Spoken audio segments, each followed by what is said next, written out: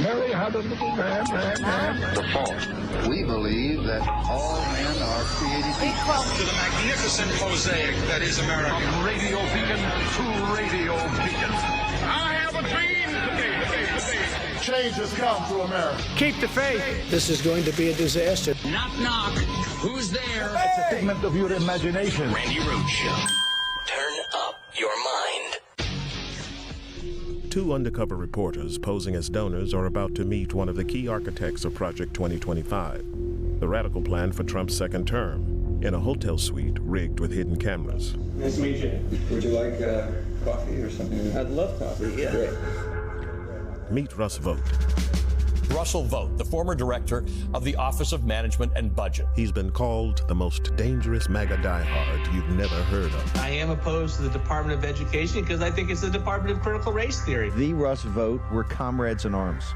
Formerly a cabinet member and chief lieutenant in the first Trump admin, I want to thank Russ for doing an incredible job. he now runs a group called Center for Renewing America. An organization that I helped turn into the Death Star that is accomplishing all the debates that you are reading about. I think you have to rehabilitate Christian nationalism. You have the largest deportation in history, block funding for Planned Parenthood. I want to be the person that crushes the deep state. Vought is one of the key authors of the blueprint for a second Trump administration. Project 2025. It's an ambitious 920-page blueprint. Like eliminating the Department of Education. The mass firings of civil servants. Banning access to the abortion pill and further restricting abortion rights. In recent weeks, the plans have become so controversial that Trump has been forced to distance himself. They're sort of the opposite of the radical left, okay? You have the radical left and you have the radical right.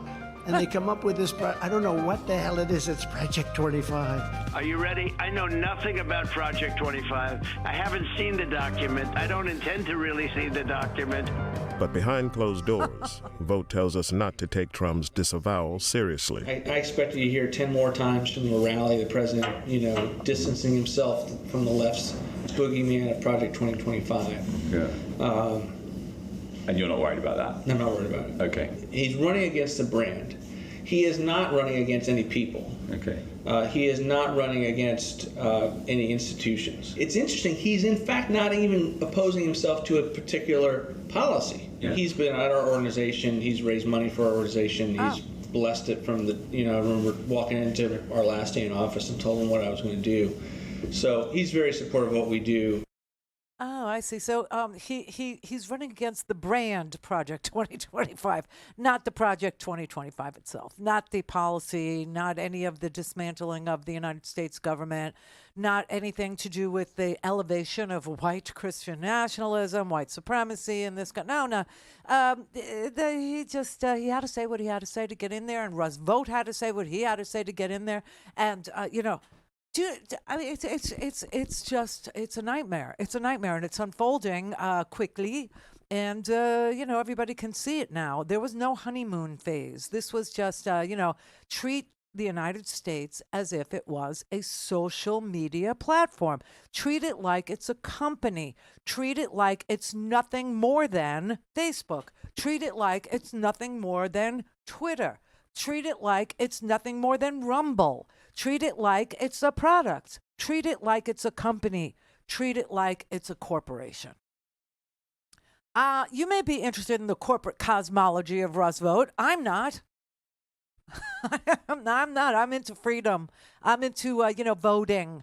I'm into, free expression. I'm into, reading newspapers, things that might become verboten. Under this white Christian nationalism thing that they got going on over there. Just not really that into it. And the thing to do today is to call up Congress, call up the Senate, find out who your senators are. You have two of them. And ask to speak to them. And, of course, you probably get either an aide in the office, not, your senator. You will not get to speak to your senator. It's not like they're sitting around there, boozing it up and saying, hey, let's make phony phone calls, and they're near the phone. No, it isn't like that. But that's what I'm saying. Be polite. Say you're a Trump supporter. Say you voted for him. Say you voted for them. It's time to actually do the thing that they do. and just flood the zone. Do it fast, do it neatly, be brief, be polite. And if you get the machine, just, say your piece. I'm a Trump voter. I supported Donald Trump. I support you. I will, I will support you in any way, shape, or form I can. Maybe I'll even, don't even go there. I was going to say maybe I'll do a fundraiser for you. No, don't go there. But just say I'm a supporter of yours. I voted for you. I voted for Trump. This Russ Vote guy is really a freak of nature. He's not what America needs. We don't need to become a corporation. Okay, we need to actually streamline government. I'm all about it. However, what's going on here is coming across my kitchen table. I got my mother in a nursing home on Medicaid. Okay, I have my kid in Head Start, and I can't. The school is closed. I depend on rural health care clinics, and they're closed. So please, no more of this. Thank you. That's it. Just do it. Just do it. Call. Because this man is so freaking dangerous. I've never seen anybody this smarmy, and of course we've seen Steve Bannon. We've seen Tucker Carlson. We've seen them work for foreign governments. We've seen them, like Steve Bannon. Do you remember where Steve Bannon was when he was first arrested? Before, he went to prison for 4 months. He's out now. It was not a good day. It was a good day when he was in prison. But do you remember where he was when he was arrested? That's right. He was on a Chinese billionaire's yacht. That's where Bannon was when they arrested him. He was raising money for a thing called We Build the Wall, exploiting the disabled veteran was allowing himself to be exploited for the purpose of raising $1 million under false pretenses, under a fraudulent pretense that they were going to build the wall, that apparently would solve all of our problems. And apparently, he stole $1 million from that thing. That's not even one. I don't even think that's the one he went to jail for. I think he went to jail for not cooperating, for not responding to a subpoena. Yep. So these are the people that are calling our future. These are the people that are planning and plotting and scheming so that they are never held accountable for any deranged damn thing that they do to us. For any theft, for any thievery, for any fraud, for any lying, for any cheating, for any shrinking of services to us and lowering of taxes for the very wealthy. Now, I'm sorry, but this is all. You want to save $2 trillion? Reverse the Trump tax cuts. That's all. Done.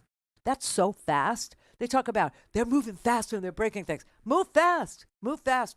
Put a piece of legislation on the floor, say we need to save $2 trillion and we're going to repeal the Trump tax cuts of 2017. And we're done. We're done here. Everybody go about your business. We're done. You want to cut waste? Do you? The General Accounting Office, that's who does that, okay? And they're defunding them so that Elon Musk can pretend that he's cutting waste and fraud. Oh, give me a freaking break.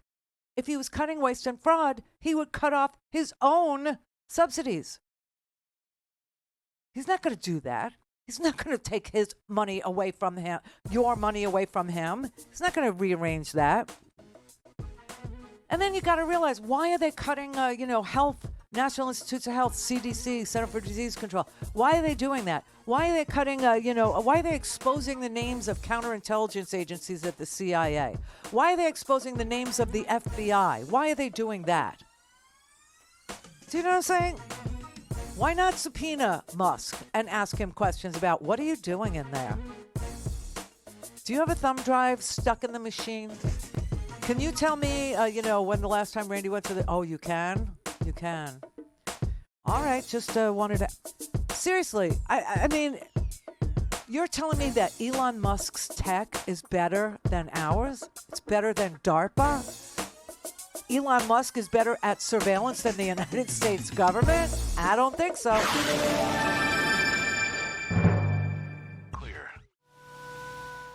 Call in, Connect. To speak to Randi, call 561-270-3844. 561-270-3844. Well, we are in interesting times, Mr. President, and we are beginning to see the corporate and billionaire takeover of the United States government. And in that corporate and billionaire takeover of the United States government, the nominee, Russ Vought, to run OMB has a key role.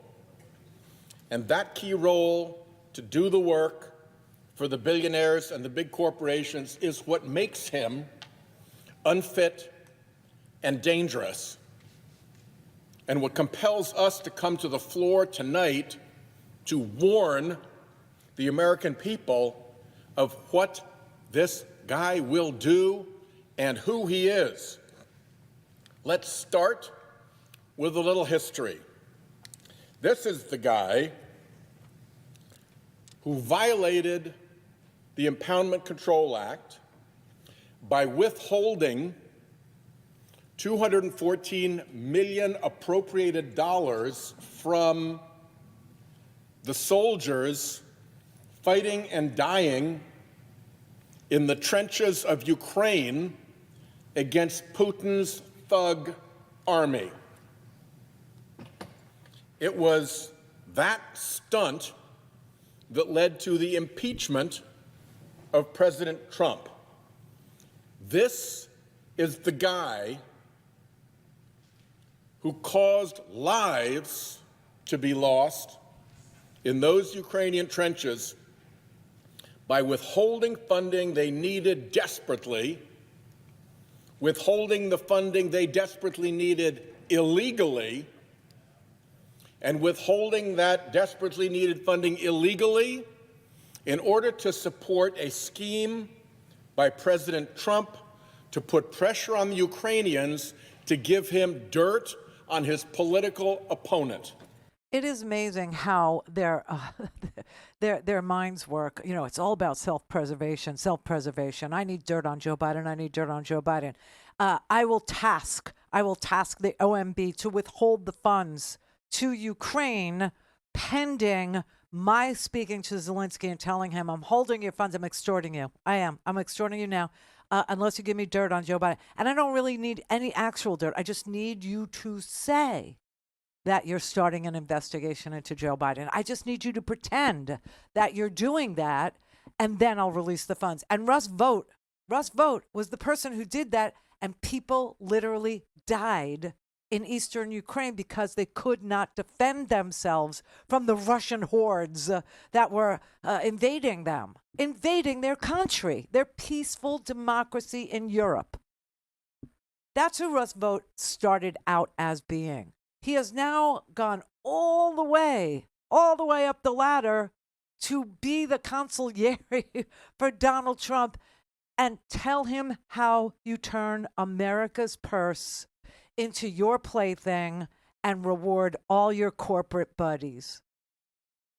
Screw the people. These people are so replaceable. You have no idea. These people are, you say you love the poorly educated. Well, good, love them, but that's who they are.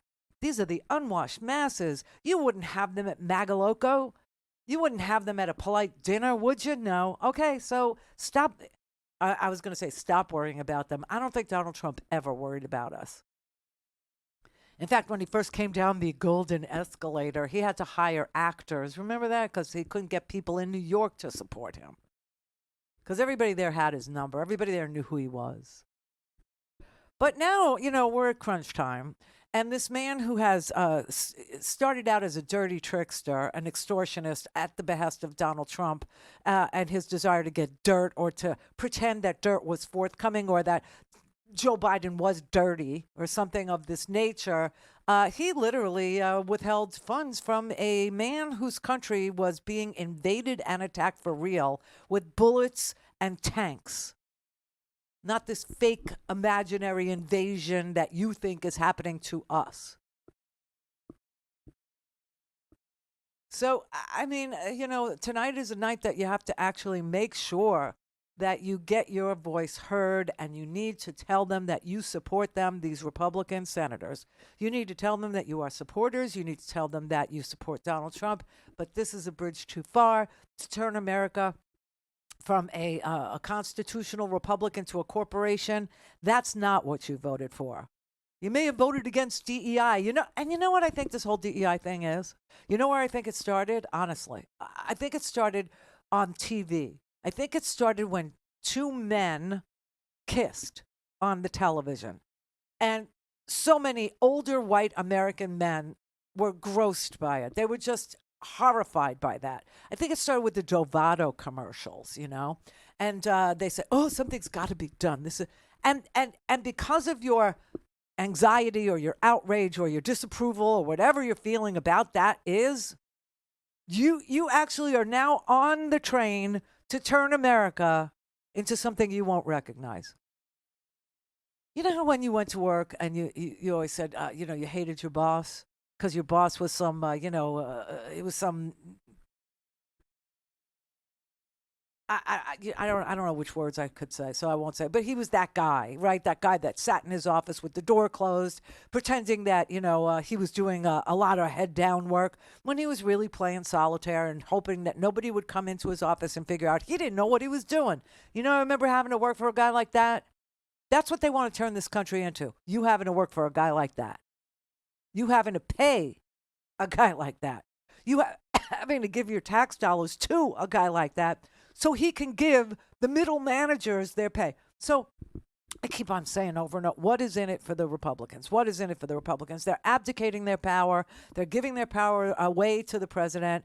It's almost like, the Enabling Act in Germany. You would say, why did the Reichstag give away its power to this chancellor who was not very popular? Why did they do it? Well, they did it under the peril of a terrorist attack. They thought that the Reichstag fire was, terrorists, but, we don't know what that was. Make a long story short, we don't have that emergency yet. This is what Donald Trump is looking for, seeking. This is what he's hoping that will happen if he dismantles all of the fail-safes that we have, people on that wall protecting us all day, every day. Right, whether they're in the CIA, whether they're in the FBI, whether they're at the National Institutes of Health, whether they're in the CDC, whether they're looking in the FDA for, foodborne illnesses or protecting us from listeria or Ebola or whatever. Right? He wants to remove all that. He wants to take away all that from us, just so he could pay himself, just so we could pay him. I mean, it's just so twisted. It's so, and this is exactly what older white men hated about working in a corporate environment. It's everything that they despise, and now they're going to pay this guy to do that to them. Because if you think he knows what he's doing, you're insane. He knows how to break things. He doesn't build anything. He doesn't create wealth. He uses debt. Debt is his friend.